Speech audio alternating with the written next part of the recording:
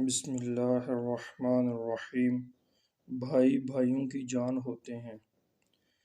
دو سگے بھائی ہوتے ہیں، بچپن میں اکٹھے کھیلتے اور لڑائی جھگڑے کرتے جوان ہوتے ہیں۔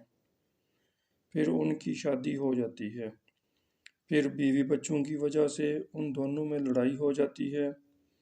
چھوٹا بھائی گھر چھوڑ کر چلا جاتا ہے اور کسی دوسرے مکان میں رہائش اختیار کر لیتا ہے۔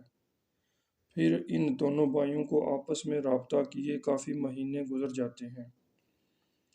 چھوٹا بھائی سخت بیمار ہو جاتا ہے اور وہ مالی طور پر غریب ہو گیا ہوتا ہے۔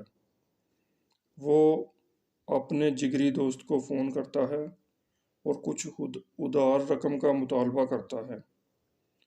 دوست معذرت کر لیتا ہے۔ پھر وہ بھائی اپنے کزن کو فون کرتا ہے، وہ بھی معذرت کر لیتا ہے۔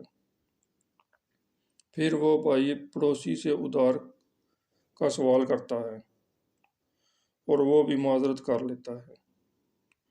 پھر وہ اپنے بڑے بھائی کو یاد کرتا ہے اور وہ اسے فون کرتا ہے، مگر جو ہی بڑا بھائی فون اٹھاتا ہے، یہ شرم کی وجہ سے فون بند کر دیتا ہے۔ بڑا بھائی اپنے چھوٹے بھائی کا فون پر نمبر دیکھ کر پہچان لیتا ہے اور پریشان ہو جاتا ہے اور کال بیک کرتا ہے۔ چھوٹا بھائی فون اٹھا کر بتاتا ہے کہ سخت بیمار ہوں اور روپیہ پیسہ بھی پاس نہیں۔ بڑا بھائی تسلی دیتا ہے اور کہتا ہے کہ میں ابھی آتا ہوں۔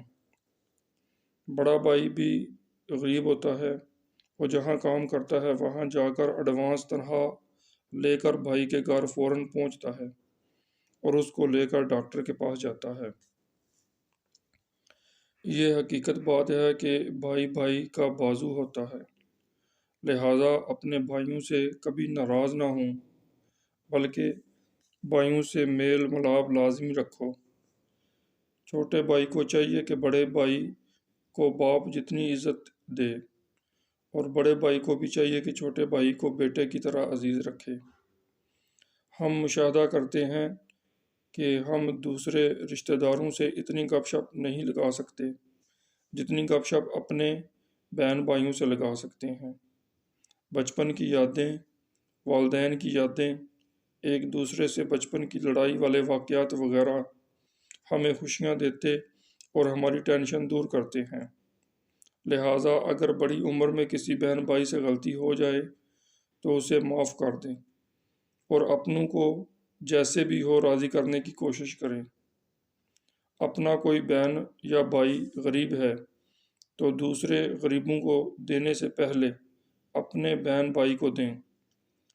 نبی رحمت صلی اللہ علیہ وسلم کی حدیث پاک کے مطابق صلہ رحمی کرنے سے آپ کو ڈبل ثواب ملے گا، ایک ثواب صدقہ دینے کا اور دوسرا ثواب اپنے رشتہ دار کی مدد کرنے کا۔ یہ بھی زمانے کی ایک تلخ حقیقت ہے کہ بہن بھائیوں میں سے کوئی نفس و شیطان کے بہکاوے میں آ کر اپنے سگے بہن بھائی کو نقصان پہنچانے کی کوشش میں مصروف ہو جاتا ہے، اور حضرت یوسف علی نبینا علیہ الصلاۃ والسلام اور آپ کے بھائیوں کے قصے میں ہمارے لیے نشانیاں ہیں۔ سو ہمیں حضرت یوسف علیہ الصلاۃ والسلام کی سنت اپناتے ہوئے اور اپنے پیارے نبی رحمت صلی اللہ علیہ وسلم کی سنت اپناتے ہوئے کہ مکہ پاک کے وہ قریشی رشتہ دار جنہوں نے آپ صلی اللہ علیہ وسلم کو خوب ستایا اور جنگیں بھی لڑی، آپ صلی اللہ علیہ وسلم نے اپنے ان جانی دشمنوں کو فتح مکہ والے دن جب آپ اگر بدلہ لینا چاہتے تو لے لیتے، معاف کر دیا۔ حضرت یوسف علیہ الصلاۃ والسلام کے معاف کر دینے پر آپ کے بھائی دل سے شرمندہ ہو کر آپ کی محبت میں گرفتار ہو گئے، اور نبی پاک صلی اللہ علیہ وسلم کے مکی بھائی معافی مل جانے پر دل سے شرمندہ ہو کر مسلمان ہوئے اور آپ صلی اللہ علیہ وسلم کی محبت میں گرفتار ہو گئے۔ قرآن پاک کی ایک آیت کا مفہوم ہے کہ آپ برائی کا بدلہ اچھی نیکی کے ساتھ دیں۔ آپ دیکھیں گے کہ آپ کا جو دشمن تھا وہ جانی دوست بن جائے گا۔ اور یہ ہمت والے کام ہیں، یہ مردوں کے کرنے والے کام ہیں، اور وہ عورتیں بھی طاقت کے لحاظ سے مرد ہوتی ہیں جو معاف کر دینے کے عمل پر عمل پیرا ہوتی ہیں، اور وہ مرد بھی عورتوں جیسے کمزور ہوتے ہیں جو معاف کر دینے کی صفت سے خالی ہوتے ہیں۔ یہ پاکستان کے ایک شہر کا واقعہ ہے کہ دو بھائیوں کے والد صاحب کی مین بازار میں ایک دکان تھی۔ دو بھائی بیوی بچوں والے ہو گئے اور پھر دکان حاصل کرنے کے لیے لڑائی شروع ہوئی، اور لڑائی اتنی بڑھ گئی کہ دو خوب لڑے۔ ایک نے دوسرے بھائی کو قتل کر دیا، جبکہ دوسرا بھی خوب زخمی ہو گیا اور چند گھنٹے بعد وہ بھی مر گیا۔ ان کا والد دیکھتا اور روتا رہ گیا۔ پھر ان کے والد نے ان دونوں بھائیوں کی قبریں مین بازار کی اسی دکان میں بنا دیں، اور وہ دکان دو بھائیوں کا قبرستان بن گیا، اور بازار سے گزرنے والے کے لیے سامان عبرت بن گیا کہ دنیا کا مال و دولت صرف آزمائش و فتنہ ہی ہے۔